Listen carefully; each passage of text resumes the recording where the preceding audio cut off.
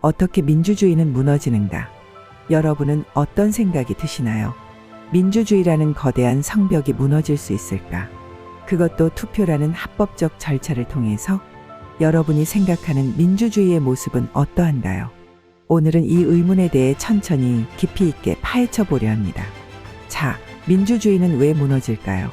가장 먼저 떠오르는 것은 독재자들이 민주주의를 무너뜨리는 모습일 거예요. 그런데 여기서 중요한 사실은 많은 독재자가 총칼로 민주주의를 찬탈한 것이 아니라 오히려 합법적인 절차를 통해 권력을 장악했다는 점이에요. 그래서 우리는 오늘 그들이 어떻게 이런 일을 해냈는지를 구체적인 사례와 함께 살펴보려고 합니다. 예를 하나 들어볼게요.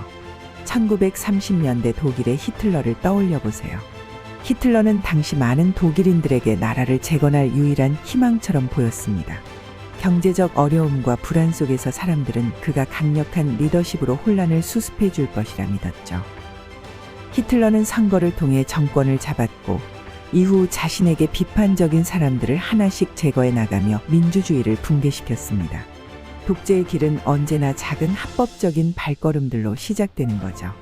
베네수엘라의 차베스를 볼까요? 차베스는 국민의 압도적인 지지 속에 대통령에 당선되었습니다. 처음엔 가난한 사람들을 돕는 구원자처럼 보였죠. 하지만 차베스는 권력을 잡고 나서 서서히 언론의 자유를 억압하고 반대 세력을 탄압하며 헌법을 개정해 자신의 권력을 강화했습니다. 이렇게 민주주의는 내부에서부터 서서히 부식되기 시작합니다. 차베스의 사례는 민주주의가 어떻게 스스로의 제도를 통해 무너질 수 있는지를 보여주는 아주 생생한 사례입니다. 여기서 중요한 포인트는 뭐냐 하면 독재자가 되는 과정은 눈에 보이지 않게 천천히 이루어진다는 겁니다. 독재자는 처음부터 무장봉기를 일으키는 것이 아니라 사람들의 불안을 자극하고 자신을 구원자로 내세우며 합법적인 권력을 점차 장악해 나갑니다. 그리고 그 과정에서 정당, 언론, 사법부 같은 민주주의의 핵심적인 기둥들이 무너지는 거예요. 정당의 역할은 무엇인가요? 정당은 민주주의의 중요한 방어선입니다. 히틀러가 정권을 잡기 전 독일의 보수 정치인들은 그가 통제 가능한 인물이라고 생각해 그의 부상을 방조했어요. 비슷하게 트럼프의 경우 미국 공화당 내부에서도 그를 제재할 힘이 부족했고 오히려 그의 대중적 인기에 기대어 이득을 보려 했죠. 정당의 문지기 역할이 약해지면 잠재적인 독재자들이 무대에 등장할 수 있는 길이 열립니다.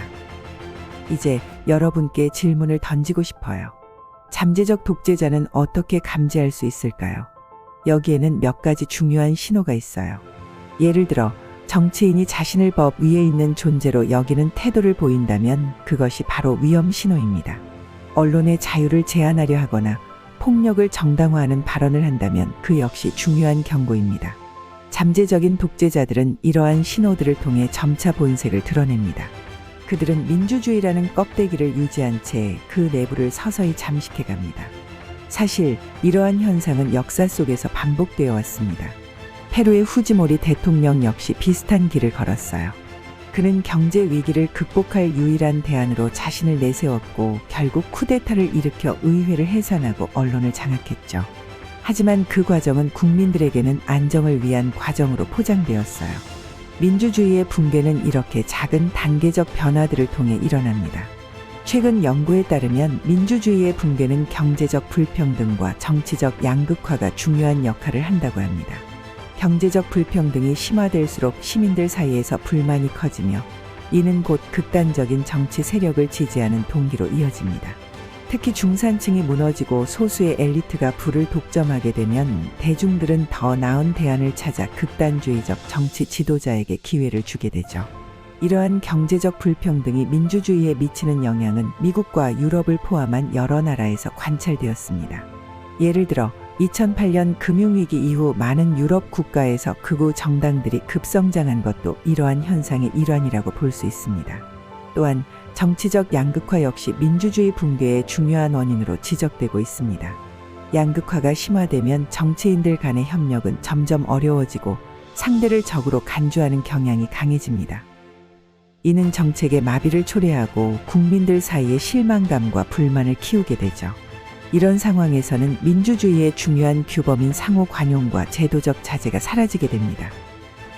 결과적으로 극단적인 리더들이 강력한 리더십을 내세우며 등장할 수 있는 기회를 얻게 됩니다.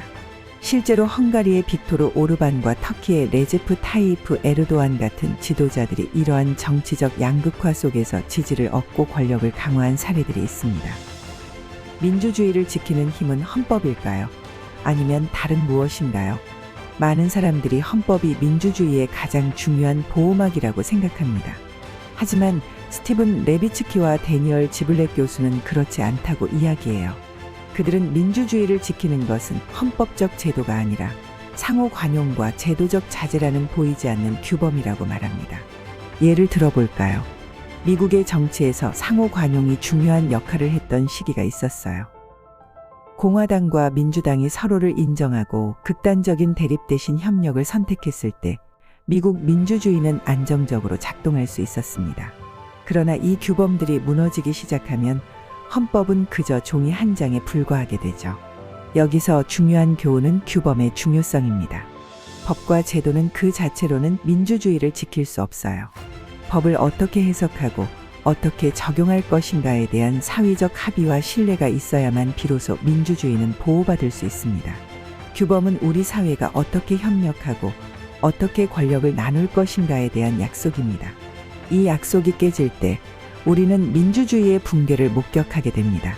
우리 사회는 어떻게 해야 민주주의를 지킬 수 있을까요? 우리는 역사로부터 배우고 민주주의를 지키기 위한 작은 행동들을 계속해서 쌓아가야 합니다. 예를 들어 우리가 일상에서 접하는 정치인들의 언행을 주의 깊게 관찰하고 그들이 민주주의의 규범을 지키는지 감시하는 것이 중요합니다. 또한 언론의 자유, 법치주의, 그리고 상호 존중의 문화를 지키기 위해 시민으로서 목소리를 내야 해요. 민주주의는 저절로 굴러가는 것이 아니라 우리 모두가 끊임없이 지키고 가꾸어 나가야 하는 것입니다.